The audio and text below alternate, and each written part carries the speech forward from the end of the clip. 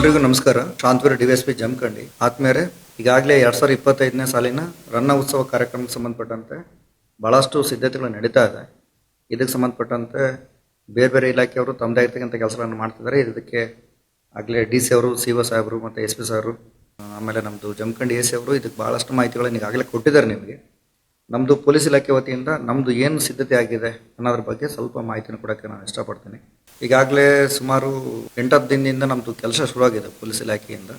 ನಮ್ಮದು SP ಸಾರು ಮತ್ತು ನಮ್ಮ ಅಡಿಷನಲ್ SP ಸಾರ್ಗಳು ಸ್ಪಾಟ್ಗೆಲ್ಲ ಬಂದು ನಮ್ಮದು ಏನೇನು ಕೆಲಸ ಮಾಡಬೇಕು ಅನ್ನೋದ್ರ ಬಗ್ಗೆ ಸಾಕಷ್ಟು ನಿರ್ದೇಶನಗಳನ್ನು ಕೊಟ್ಟೋಗಿದ್ದಾರೆ. ಆ ನಿಟ್ಟಿನಲ್ಲಿ ನಮ್ಮದು CPI ಮತ್ತು PSI ಎಲ್ಲರೂ ಕೂಡ್ಕೊಂಡು ಟೀಮ್ ವರ್ಕ್ ಆಗಿ ಪ್ರಿಪ್ರೇಷನ್ ಮಾಡ್ತಾ ಇದ್ದೀವಿ. ಇದರಲ್ಲಿ ರನ್ನ ಉತ್ಸವಕ್ಕೆ ಸಂಬಂಧಪಟ್ಟಂತೆ ನಮ್ಮದು ಪೊಲೀಸ್ ಇಲಾಖೆಯಿಂದ ಪ್ರಮುಖವಾಗಿರ್ತಕ್ಕಂಥ ಕೆಲಸ ಏನಂತ ಹೇಳಿದ್ರೆ, ಒಂದು ಪಬ್ಲಿಕ್ ರೆಗ್ಯುಲೇಟಿಂಗ್ ಮತ್ತು ನಮ್ಮದು ವೆಹಿಕಲ್ಸ್ ರೆಗ್ಯುಲೇಟಿಂಗ್ ಚೆನ್ನಾಗಿ ಆಗಬೇಕು.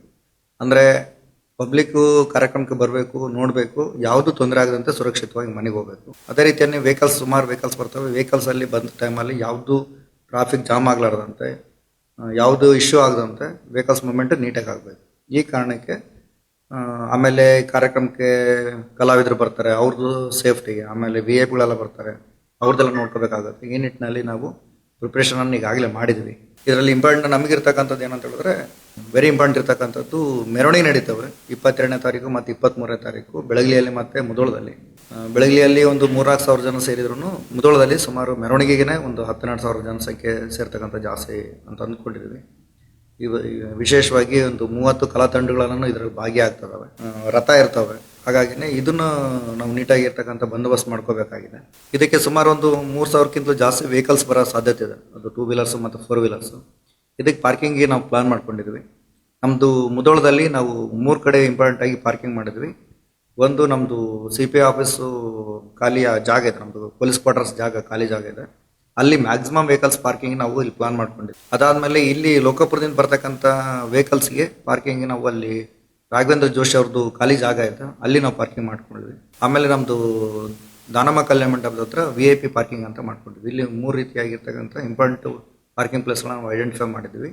ನಮ್ಮದು ಉದ್ದೇಶ ಈ ಕಾರ್ಯಕ್ರಮವನ್ನು ಅತ್ಯಂತ ಯಶಸ್ವಿಗೊಳಿಸಬೇಕನ್ನೋ ಕಾರಣಕ್ಕೆ ಪೊಲೀಸ್ ಇಲಾಖೆ ಸರ್ವ ರೀತಿಯಲ್ಲೂ ಸಹ ಸನ್ನದ್ಧವಾಗಿ ನಿಂತ್ಕೊಂಡಿದೆ. ಈ ಒಂದು ಬಂದೋಬಸ್ತ್ ಕಾರ್ಯಕ್ಕೆ ಸಂಬಂಧಪಟ್ಟಂತೆ ನಮ್ಮಲ್ಲಿ SP ಸರ್ ಅವರು ನಮಗೆ ಡೈರೆಕ್ಷನ್ ಕೊಡ್ತಾರೆ.